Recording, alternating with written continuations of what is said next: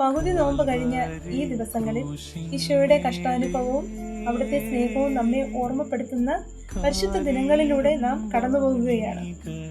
യേശു മനുഷ്യനെ രക്ഷിക്കാനായി ഈ ഭൂമിയിൽ വന്ന ദൈവത്തിന്റെ പുത്രനായിരുന്നു.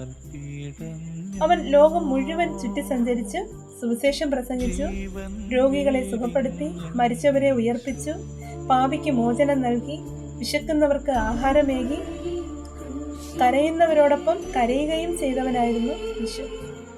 എന്നിട്ടും എന്തേ ഈ ജനങ്ങൾ ഈശോയെ ക്രൂരമായി പീഡിപ്പിക്കുകയും അവസാനം കുരിശിൽ 3 ആണികളിൽ തൂക്കപ്പെടുകയും ചെയ്തത്?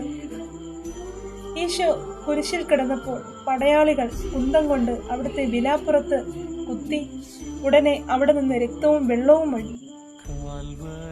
അങ്ങനെ അവസാന തുള്ളി രക്തം പോലും ചിന്തിക്കൊണ്ട് അവിടുന്ന് മനുഷ്യനെ സ്നേഹിച്ചു.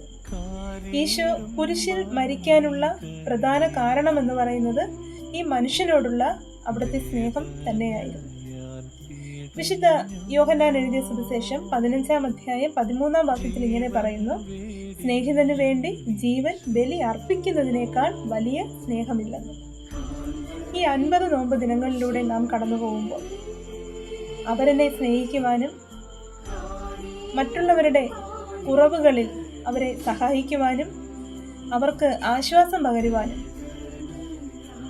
ഭിന്നതയും കലഹവും ഒക്കെ ഒഴിഞ്ഞ് നമ്മുടെ മനസ്സിനെ പരിശുദ്ധമായി സൂക്ഷിച്ചുകൊണ്ട് അനുതാപ ചിന്തകളിലൂടെ വിശുദ്ധ കുമ്പസാരം എന്ന കൂദാശ സ്വീകരിച്ചുകൊണ്ട് നമുക്ക് ഈ 50 നോമ്പ് ഏറെ അനുഗ്രഹപ്രദമായി മാറ്റാം.